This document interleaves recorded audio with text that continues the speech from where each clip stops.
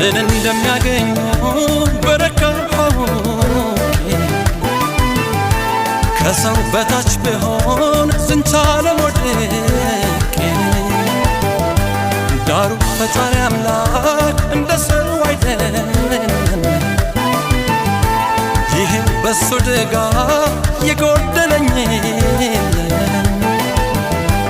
ምኑ ላይ እንደሆነ